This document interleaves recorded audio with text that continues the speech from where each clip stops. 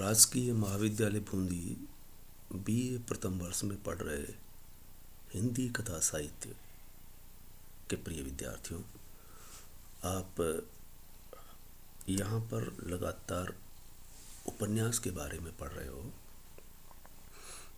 आज हम उपन्यास के प्रकारों में से एक ऐतिहासिक उपन्यास और इतिहास से उसका संबंध के बारे में जानकारी लेंगे।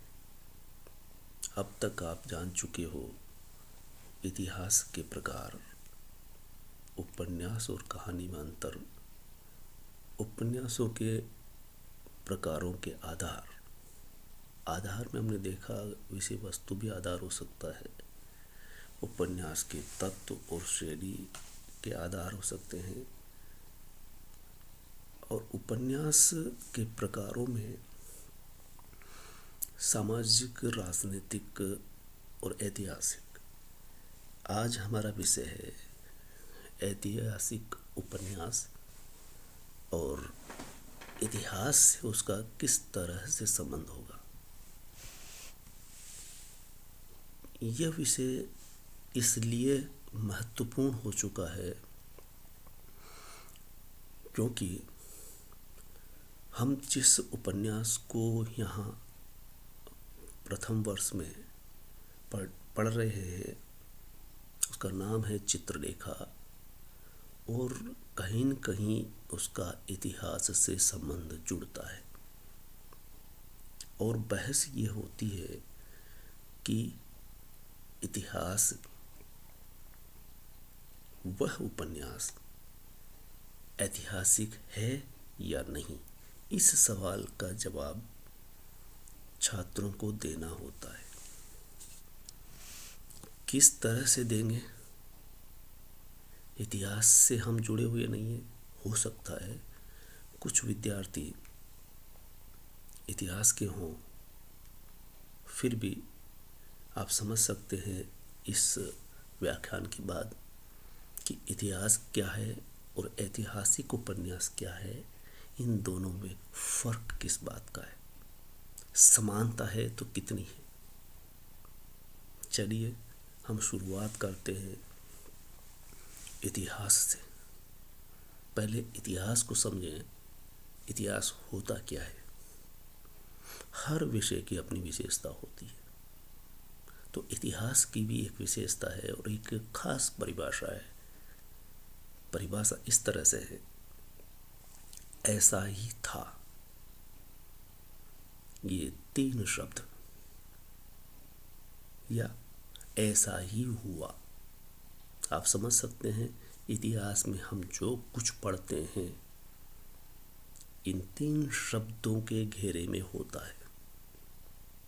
चाहे वो इतिहास आदिकालीन हो, मध्यकालीन हो, या स्वतंत्रता आंदोलन के दौरान हुआ हो। ऐसा ही हुआ था जैसा इतिहास में लिखा है, या जैसा हुआ था वही इतिहास में लिखा है।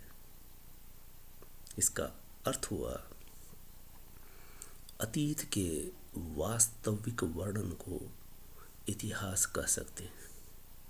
यानी इतिहास में जो कुछ वास्तव में हुआ है उसी का वर्णन हुआ करता है। इससे एक मतलब ये निकल सकता है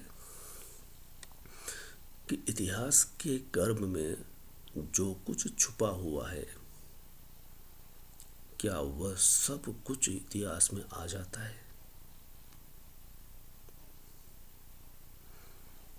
ये एक सवाल एक गंभीर विद्यार्थी उठा सकता है कि जिसने भी इतिहास में एमए कर लिया है तो ये समझ सकता है कि वो इतिहास का सब कुछ जान चुका है, जानकार हो चुका है।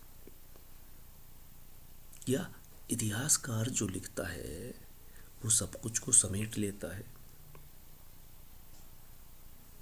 सब कुछ को कहने का मतलब सब कुछ कह पाना या निकालना इतिहास से, इतिहास के गर्भ से बहुत मुश्किल काम है। इतिहासकार जिस विषय को हमें प्रस्तुत करता है, जिस काल को हमारे सामने, उसमें से वो अपनी रुचि का और दृष्टिकोण का जो होता है, उनमें से कुछ पक्षों को ही हमारे सामने, पाठक के सामने प्रस्तुत कर पाता है। उसके अलावा बहुत कुछ ऐसा बच जाता है जो शेष रह जाता है। जो शेष रह जाता है, ये याद रखे, इतिहासकारों से भी जो बच जाता है वो एक उपन्यासकार की दृष्टिकोण से, रुचि से, कल्पना से महत्वपूर्ण हो जाता है और पाठक के सामने होता है। ये एक बहुत बड़ा मोटा मोटा फर्क। दूसरी बात यह है कि क्या उपन्यास में सब कुछ आ सकता है? उसकी कोई सीमाएं नहीं होती। ऐतिहासिक उपन्यास कुछ सीमाओं में बंधे होते हैं। यानी ऐतिहासिक उपन्यास जो लिखे जाते हैं उनकी भी कुछ निश्चित सीमाएं होती है। वो क्या है? वह जनसामान्य का वर्णन नहीं कर पाता है। कहने का आशय ये कि जनसामान्य में कौन आता है, कितने आते हैं, वो सब कुछ भी उपन्यास में नहीं आता। दूसरी बात, इतिहास में ऐसे लोगों का ही वर्णन मिलता है जो प्रभुता स्थापित कर पाते हैं। तो दोनों की ही सीमा है। इतिहास में खासकर जो प्रभुता स्थापित किए हुए लोग हैं, शक्ति संपन्न लोग हैं, जो राज्य स्थापित कर चुके हैं, राज्य बिगाड़ रहे हैं, बना रहे हैं, उनका नाम आता है। और उपन्यास में भी जनसामान्य पूरी तरह से नहीं आ पाता। जो ऐतिहासिक उपन्यास की सीमा है वह इतिहास की भी सीमा है। और दूसरा फर्क है,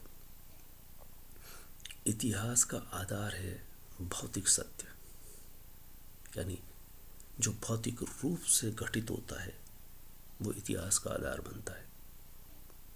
और उपन्यास का आधार वह नहीं होता, बल्कि उपन्यास का आधार कल्पना होती है। कल्पना के आधार पर वह बहुत कुछ हमें बताता है जो इतिहासकार की निगाह से छुपा रह जाता है, दबा रह जाता है। उसे भी वो हमारे सामने पेश करता है। इतिहास को ऐतिहासिक उपन्यासकार, यानी जो कुछ घटित हुआ है वहाँ, उसे कम करता है।